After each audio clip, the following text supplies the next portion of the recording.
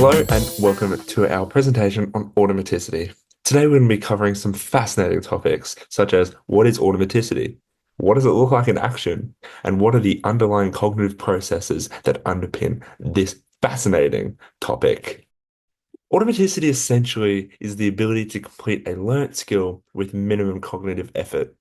Fitz and Posner in 1967 identified 3 stages of this skill development: the cognitive stage, the associative stage, and lastly, the autonomous stage. Two eggs in the group. I've got one group with 2 eggs. When I put them together, it makes 4 eggs together. So 2 and 2 multiplied by 2 is 4. You just witnessed Harry trying to learn his times tables. Harry is in the cognitive stage of skill development as he has only recently begun learning this important skill. The cognitive stage of skill development, according to Fitz and Posner, refers to the learner developing declarative knowledge of a skill that is being learned.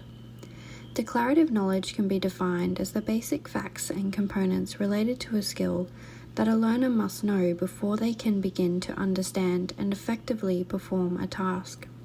Here, Harry has an instructor who is using eggs to help him form declarative knowledge of his times tables. Harry will rehearse his newfound knowledge to familiarize himself with subcomponents of multiplication to form basic mental representations about his times tables. Mental representations are chunks of information about a task stored in long-term memory. During this stage, Harry's ability in performing this skill is slow and erroneous due to high cognitive load.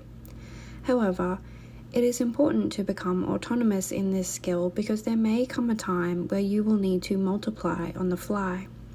For example, you may need to bake a cake for many people, but the recipe only provides measurements for one batch. Oh no! The second stage of skill automaticity is the associative stage. In this stage, connections between skill elements are strengthened through the process of converting declarative knowledge into procedural knowledge. Anderson refers to this process as proceduralization. Put simply, proceduralization means one can perform a skill by recognizing a pattern, reducing cognitive load, and increasing the speed of skill performance. A study by Jenkins and colleagues provides evidence for the initiation of proceduralization. In the study, participants are taught a finger tapping sequence while in a PET scanner. Initially, we see frontal areas of the brain associated with thinking and planning activated while participants are still learning the sequence. Then, later in the session, when participants are more familiar with the task, we see greater activation in the hippocampus region, which is associated with memory. This demonstrates the initial transfer of declarative knowledge to procedural knowledge as participants begin to recognize and recall patterns in the task. Here, we see Sarah demonstrating the associative stage of multiplication as she converts the quantities of recipe ingredients. There's 4 of us tonight, right? This is not going to be enough. Sarah recognizes patterns in ingredient quantities and uses this to efficiently calculate the required conversions. While errors do still occur, they are less frequent than in the cognitive stage. Yeah, I think that should be enough.